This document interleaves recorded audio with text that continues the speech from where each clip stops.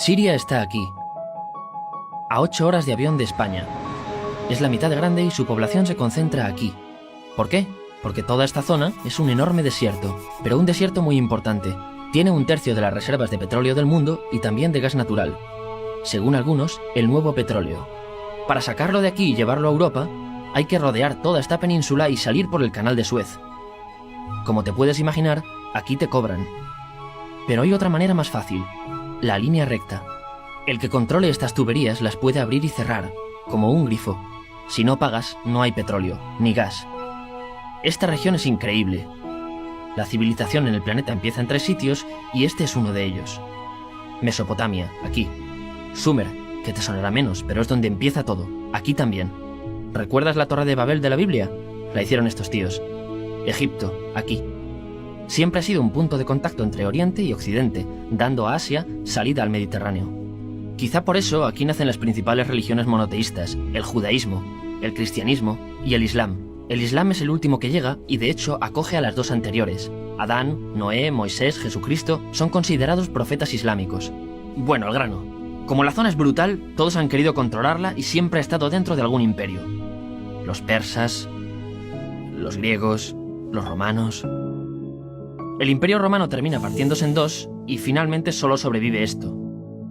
Ahora es cuando la última religión monoteísta, el Islam, construye su propio imperio. ¿Te acuerdas de las cruzadas? Bueno, pues son los europeos cristianos intentando recuperar esta zona de la que estamos hablando. Los últimos en llegar son los turcos, que ojo, no vienen de Turquía, sino de muy lejos en Asia, junto con Gengis Khan. Lo conquistan todo y fundan el Imperio Otomano. El Imperio Otomano se queda ahí hasta la Primera Guerra Mundial. 600 años. Cuando acaba la Primera Guerra Mundial, aparecen pequeños países donde antes estaba el Imperio Otomano. Y por primera vez vemos a Siria en un mapa. Hasta ahora la habíamos dibujado para no perdernos.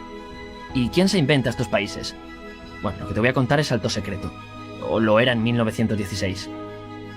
Este súper secreto se llama Acuerdo de Sykes-Picot. Los franceses y los ingleses no podían derrotar solos al Imperio Otomano. Solo podían si les apoyaba la gente que vivía dentro. En su mayoría árabes. ¿Cómo se los ganaron? Pues les prometieron la Gran Arabia, un país solo para ellos. El único problema es que era un timo.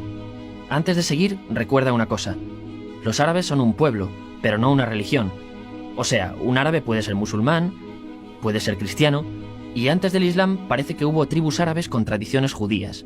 Bueno, pues a los árabes no les dieron ese único país que les habían prometido. En su lugar, franceses y británicos crearon muchos países pequeños. Estos países, obviamente, no eran países de verdad, sino zonas bajo su control, con gobernantes puestos por ellos. Durante este tiempo hacen lo que quieren con la zona.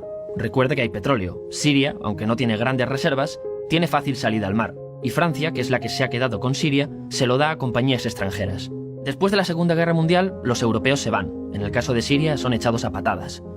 Pero antes de irse, crean otro estado, Israel. No es el momento de hablar de ello, pero es un estado muy polémico que sus vecinos no reconocen. La prueba es que nada más irse los británicos, todos estos estados lo atacan. La zona, a partir de ahora, va a ser una bomba de relojería. Y mientras, ¿qué pasa en Siria? Bueno, pues no es muy estable. Tiene golpes de estado constantes. En esa época, aparece en Siria una ideología que se hace con el control y se expande por el mundo árabe, el Ba'ath. Esta ideología mezcla el antiguo sueño de una sola nación árabe con ideas socialistas. Y algo muy importante, es laica, o sea que no es religiosa. Siria se llega a unir con Egipto, un país con el que no tiene frontera. Pero no es algo raro, muchos de estos países intentan hacerlo también. Como recordarás, a esta gente se le había prometido un solo país y las ganas las seguían teniendo. Pero la unión falla. En este tiempo, Egipto les convence para nacionalizar el petróleo. En Siria, Al-Assad, el padre del Assad de ahora, se convierte en jefe del estado Ba'ath. En Irak, también Ba'ath, comienza a ganar fuerza Saddam Hussein. Las diferencias entre ambos países dividen a los partidos Ba'ath de otros países en pro-Siria o pro-Irak. Ahora ocurre la Guerra Fría. El mundo se divide en 2. O eres de Estados Unidos o de la Unión Soviética. Son años muy movidos en los que se pegan constantemente con Israel, invaden su vecino Líbano y comienza una oposición islamista al régimen Ba'ath de Assad. Los hermanos musulmanes. Vale, volvamos atrás un momento. Recuerdas que la mayoría de árabes eran musulmanes, ¿verdad? Bueno, pues dentro de los musulmanes hay 2 ramas fundamentales.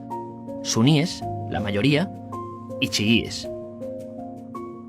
En el caso de Siria, a pesar de ser un estado laico, los gobernantes como Assad y los jefes militares eran chiíes, los cuales representan menos del 13%. En cambio, casi el 70% de la población es suní. Un dato curioso es que los cristianos son casi el 10%. Que los chiíes controlen el gobierno y ejército mosquea a la población suní, y ese sentimiento es aprovechado por los hermanos musulmanes, islamistas radicales suníes. Estos toman las armas en la ciudad de Hama, en contra del gobierno, y Assad acaba con la revuelta a costa de matar miles de civiles y encarcelar a mucha gente. En el año 2000, Assad padre muere, y le sucede Assad hijo. Ante las presiones, libera a muchos presos, trae internet y esperanzas de cambio. Hay un periodo de gran debate político y aparece la oposición. También vuelven los hermanos musulmanes. Los siguientes años son difíciles. Arrestan a la oposición. Y Bush incluye Siria en el eje del mal, y esto la aísla. Está mal visto negociar con Siria. Los kurdos, un pueblo que vive repartido por varios países de la zona, comienzan a protestar también. Hay represión y muertos. En 2011, te sonará esto, ocurre la Primavera Árabe. ¿Qué es esto? Bueno, es una protesta que se va propagando por todos los países árabes pidiendo más democracia. Como ves, el mundo árabe, a pesar de estar dividido en países, tiene tendencias generales. Cuando llega a Siria, Assad hijo termina usando el ejército y en los enfrentamientos mueren unas 1000 personas. Los enfrentamientos irán escalando hasta que se conviertan en guerra civil. No hay un momento exacto de inicio. Lo importante es que hoy en día hay numerosas facciones en juego. Vamos a verlas. Pero primero piensa en que todo está dividido entre chiíes, la minoría, y suníes, la mayoría. Chiíes, y además laicos, o sea, no religiosos, son el gobierno de Al-Assad. Controla todo esto, que si recuerdas son básicamente las zonas chiíes del país, y está enfrentado al resto. También mayoritariamente laico, pero suní, es el Ejército Libre de Siria, o FSA en inglés, junto con el Frente Islámico, que es religioso, y otros 70 y pico grupos más, forma una coalición que la prensa llama simplemente la oposición.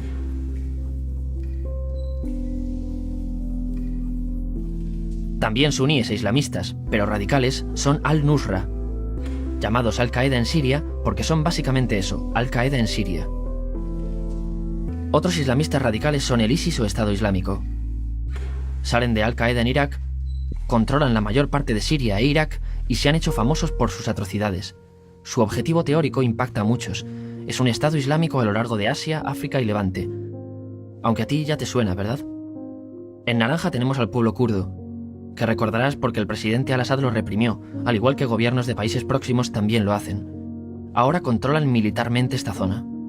Antes de terminar, repasemos los apoyos internacionales a fecha de octubre de 2015. Las fuerzas de Al-Assad son apoyadas por Rusia, que ya tenía base militar en el país antes del conflicto, Irán y China.